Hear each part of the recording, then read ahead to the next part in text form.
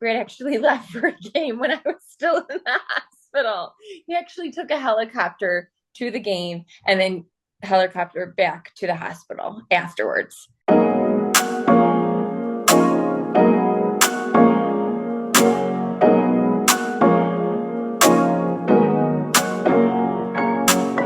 What's up, everybody? I'm Maria Martin, the host of Married to the Game, and we're going to keep it rolling with another episode.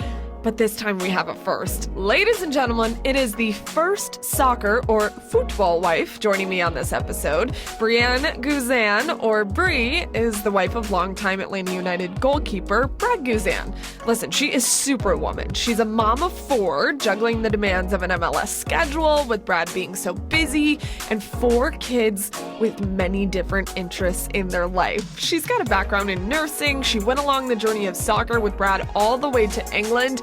The conversation goes in a million different directions, and it is so fantastic. We're going to talk about all of it. Buckle up, everybody, because this is an incredible episode filled with a lot of laughs, honesty, and a tribute to the Atlanta United fans. It is my pleasure and honor to share with you Breanne Guzan.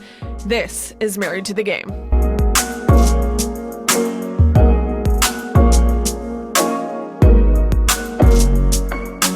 Okay, Bree, welcome to Married to the Game. I'm so excited to have you on.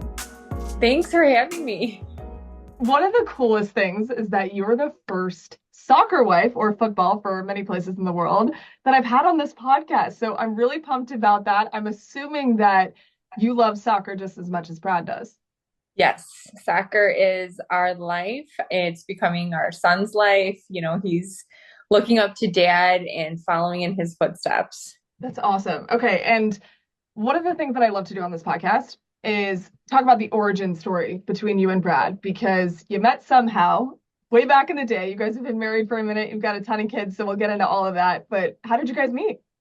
So we met in high school a long time ago when I was 16 years old. Oh my gosh. And we started dating. We went to a small Catholic high school in Illinois, and we've been together ever since. That's incredible. So tell me about those first meetings between you guys, if you can remember when you were 16. Yeah. He came to my house with a bunch of friends, and we started talking, and then like a month later he asked me out. And again, like it feels like a million years ago now, but I got to go to his prom, then he came back and took me to my prom, and then we did the long distance thing, what seemed like forever. And then right when I was about to graduate nursing school, he proposed. And then we had a long engagement because I had to work to have my license be active. And then we got married in summer of 2011.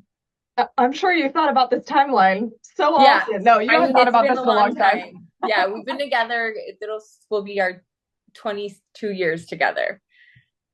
Oh my gosh, congratulations. Yeah. That's a long time. That's awesome. And so you've been there, from the genesis of his career, and you've been there, from the very beginning. And as I understand it, he missed the Gold Cup for you guys to get married. Is that right? Yes. Okay, tell me about how that. I don't know. That was such a long time ago. I mean, of course, soccer is all year round. And if you're not playing with your club, you are playing with the national team. So there really was never a good time to get married. Yeah. So I'm like, we just kind of have to pick a date and stick with it, because there was always something coming up. Luckily, our kids decided to be born when he was home, but like quickly leaving for a game. Wait. Okay, so I want to get into the kid thing, but I think that's a good point to mention. There's never really a good time to really do anything. People don't understand. Like when I was trying to get married, and football now, of course, is year round. And people were asking me, when are you going to get married? And I said, well, I don't know, because there's not a good time for us to get married. Clearly not the fall, because football, that would be just out of the question. But I wanted to get married in the spring. I didn't want to be outside in Florida in June or July. And so we did it, and it was hard, but you just kind of got to pick it and roll with it. So it worked out for you guys too. Yeah, exactly. Brad was in the Premier League then. And so this, like the end of May summer was when he was off. So that was when we got married. We got married in June. Oh, that's awesome. And you said your kids weren't born, and you have 4 kids, right? We have 4 kids, yes. And all of them were born at a good time? Well, no, I mean, Okay. no, he always had a game. So when I had our first, it was he came early because our doctor was like, okay, yeah, we want dad to be around. So he came early. Yeah. And then the same thing kind of happened with our daughter. But Brad actually left for a game when I was still in the hospital. He actually took a helicopter to the game and then helicopter back to the hospital afterwards. So were you going in labor and then he had No, to go play? no, I already had the baby at this point. Our first two were born in London, England. So Okay. so he went, I believe he went to Manchester for a game from London. I mean, again, that was like 7 years. Our daughter just turned 7, so that was Oh. 7 years ago. So it's hard for me to remember which game he was going to, but I know he took a helicopter there because I'm like, this is crazy. I can't believe we're doing this. And he's like, yeah, I'll be back in a couple hours. I'm like, okay. So what's going through your head? I mean, clearly he's there for when the baby is born, which is Yeah, awesome. And it's great that he was there. But what's going through your head when you're like, you have this new baby, he's getting in a helicopter, he's gonna go play. You're like, yeah. what the heck? Well, then I worry. I'm such a worrier. So I worry about like him then because we Yeah, were yeah. fine.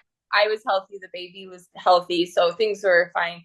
And then when I was having our second, my mom and my cousin was in town watching our first. So it was fine. It worked out.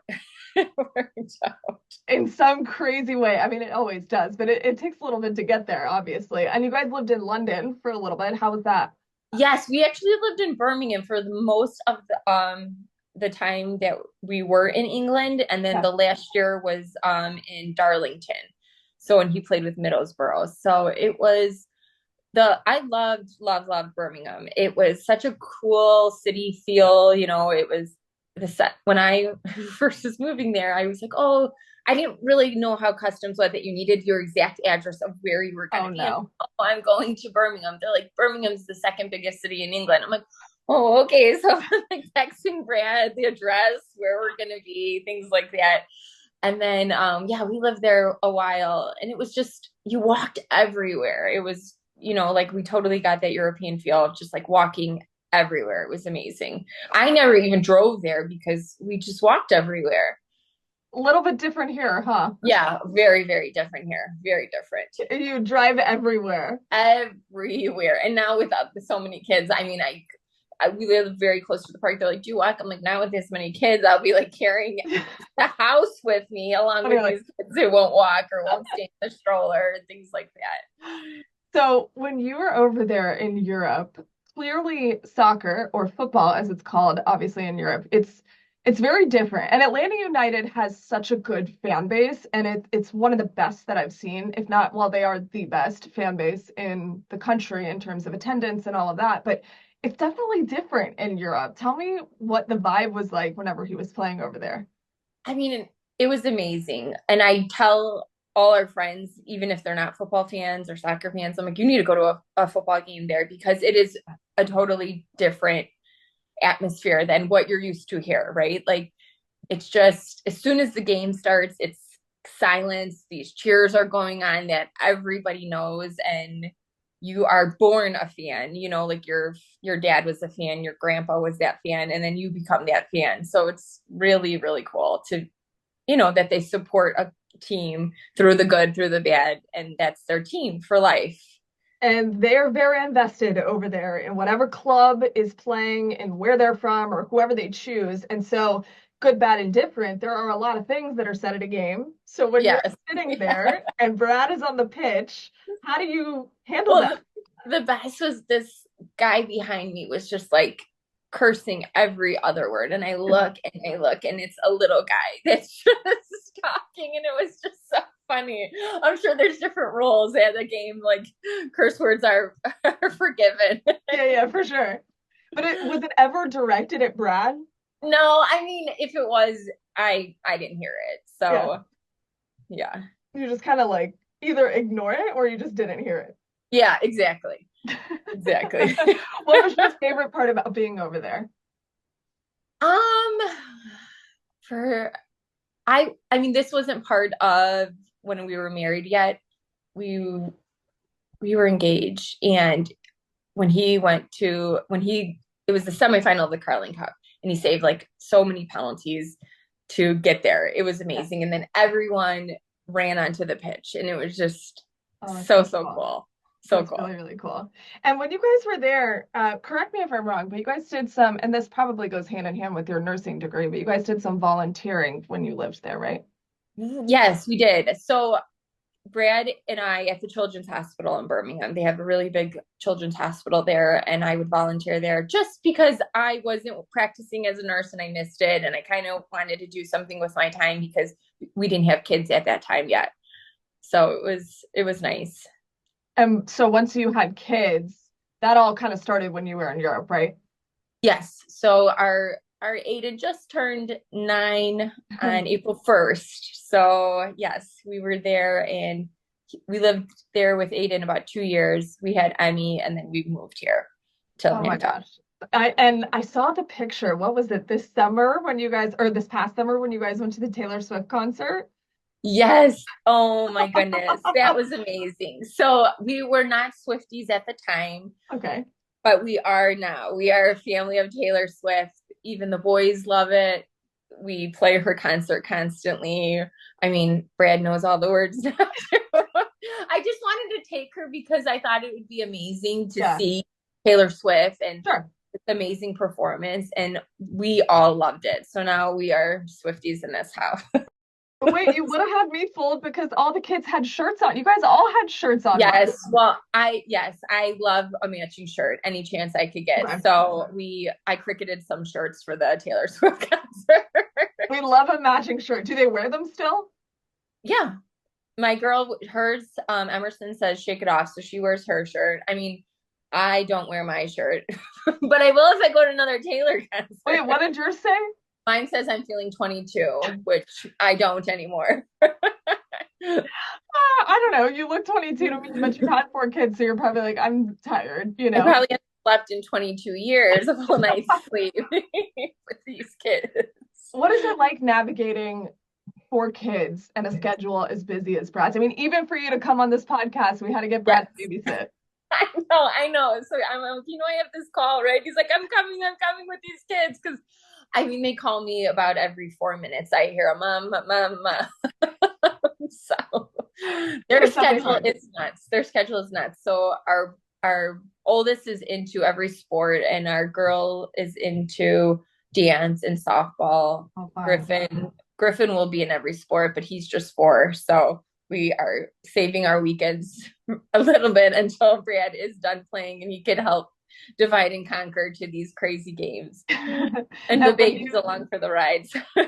yeah, and when you're going to these games too, I'm sure it's different than when you were single and you were going just by yourself, and now you have your family to enjoy it too. How much is that just awesome to be around?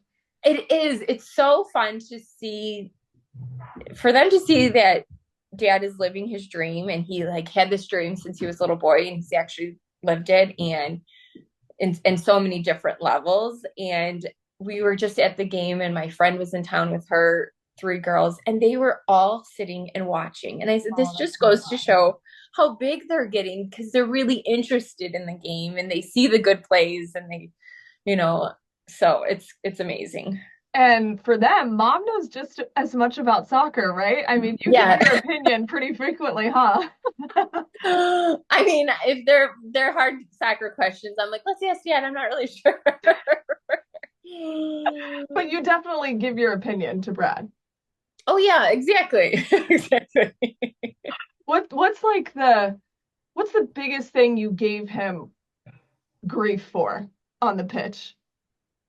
Um, well, I think now because our son is turning 9 and every time like he plays baseball, he's like, "Oh, that was a bad call. That was a bad call."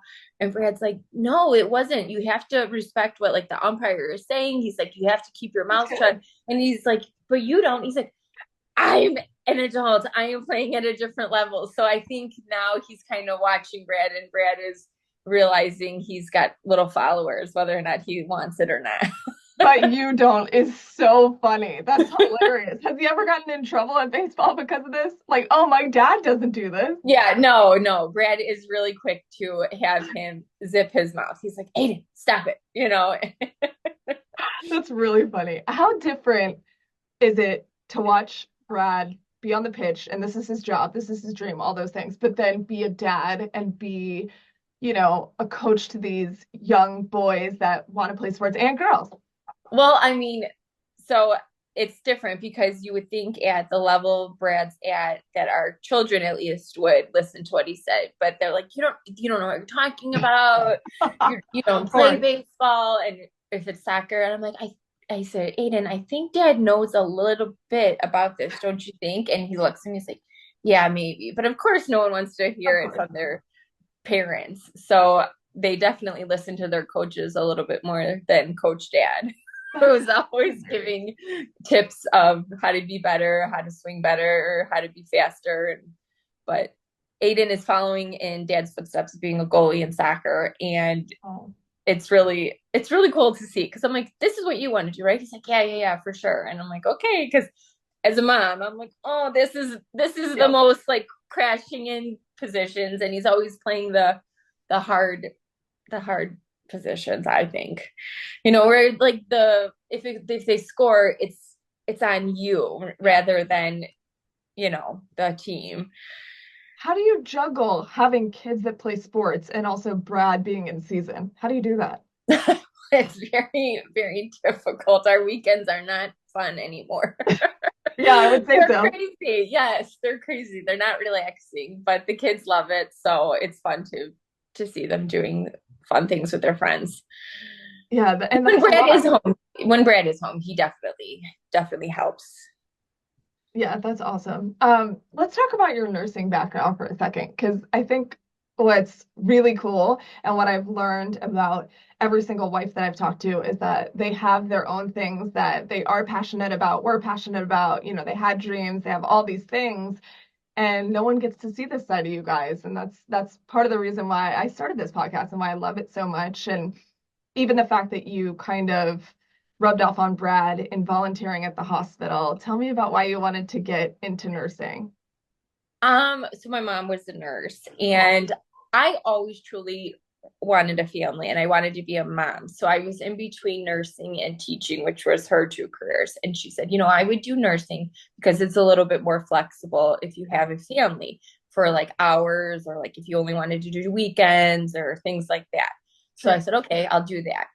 And I practiced for a bit before, moving to England. And then once we did move to England, Brad was always with the national team. So he was traveling at least once a month. So I'd go back to the States and I would pick up a shift, which, I mean, not many careers could you do that, where you could just come in and pick up a couple shifts when you're in town. And it was wonderful. And I had the best veteran nurses who taught me so much.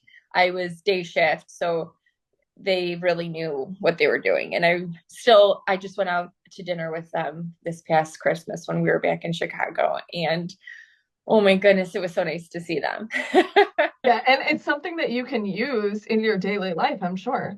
Yeah, for sure, especially with these kids that are constantly bonking themselves. I'm such a nervous mom, and you think being a nurse that I wouldn't, but it's when it's your own, it's like, oh my goodness. Like our pediatrician, I mean, we're there once a week.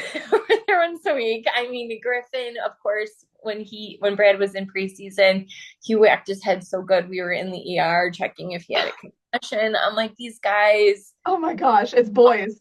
These boys, yes. But my girl, everyone except the baby has had stitches. I'm like, my goodness, you guys. I am just a mess with worry with and Brad's like, why are you always like this? Why are you always so stressed? I'm like, because they get so hurt so fast. Like literally, I'm an arm reach away from them and they fall and they bump their chin. And there's 4 of them that you got. And there's 4 of them, and they're everywhere, and they don't listen very well. What kids do? I'm like, you're gonna get hurt. Stop doing that. They're like, no, I'm fine. And then they're not fine. That's hilarious. I mean, what kids do listen? It doesn't matter. Even from listening to Brad to you, it doesn't matter. For you, what is harder, watching your kids play sports or watching Brad play sports? Um, so lately I'm nervous about Breanne because he's had so many significant Yep, injuries. yep, I said we just got past the Easter curse because 2022 was when he did his Achilles, and then like last Easter weekend was when he hurt his knee really bad. yep. So when he leaves for every game, we say good luck and don't get hurt because that's what we're most concerned is that he's staying safe for us because these are big injuries now that he's had to overcome. Yeah. And So especially the I older you get, the harder it is to come back from stuff like that. For sure, for sure. I mean, his documentary though, when he came back from his Kelly, was so amazing to watch because so many people didn't think he was going to be back at his age, and he's like, "No, I'm going to be back." He's like, "This wasn't going to be the end," and he did, and he's doing so great now.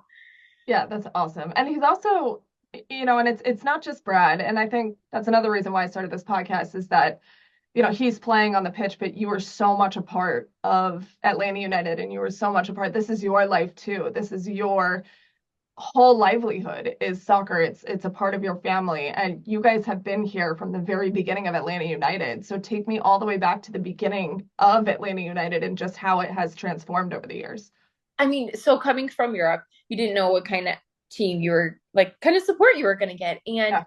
our friends from England actually came shortly after we moved here, and he could not believe the support and the fans. He's like, "This is unheard of," because, like I said before, you're kind of like born a fan, and that's why Mhm. you love it so much. Yeah. But that's not the. I don't know. Maybe it is for other sports, but I'm just more in tune with soccer, and that's not Sure. kind of how it is. And the fans are wonderful. They're so supportive, and it's just amazing. And for the kids to see the cheers, it's fun. It's so fun.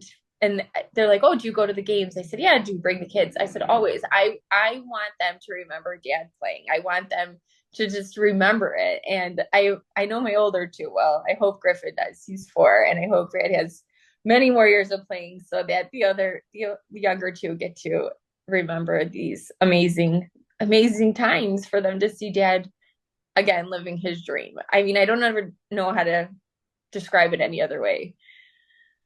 So the MLS Cup run, how cool was that? That was amazing. So everybody came in for that. Everybody. I was just pregnant with Griffin. Oh, So wow. I was not feeling the best. I bet. And the game was super late. I remember the game was super late, and Emerson was 2. She was maybe not even 2. She was not even 2 yet. But all our friends came in. My parents came in. Brad's parents came in. His one brother came in, and again, like all his guy friends came in. So the fact that like everyone, I mean, Brad's had the same friends since he was in grade school, high school. So the fact that they were all there and that they won, it was just amazing. And what do you want people to remember from that run the most? I don't know. It was just so great. I mean, they almost won this Border Shield. I think they missed it just by Yeah. one game. I mean, they were just like on a roll that year. It was so crazy. And how many kids did you have at the time? So 2 and 1 on the way. Oh my gosh. Which Yeah. was So when a they lot. won, I'm like, "You go celebrate. I'm gonna go back home." Did you go home? I went home. Yes, I was very newly pregnant, and Oh. I mean, it's not like I could have enjoyed any celebration anyway. No, you couldn't have. And you would have been exhausted and you wouldn't need to go Exhausted, anyway. yes. So he had a great time with his friends and his team, so it was great. Okay, so we are almost done. It's going to kick us out of this Zoom. So, my last question to you is what's your favorite part about being a part of the soccer world? Um, it's it's crazy how you run into people from the soccer world. It's a very small world, Yeah. and people that you've seen from the beginning, you see at the end.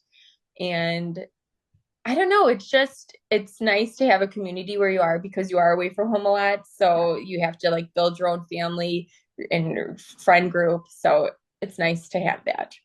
Okay, well, it was also so nice to have you on this podcast. I hope that it was fun and easy for Yes. you, and I loved having you on. Thank you.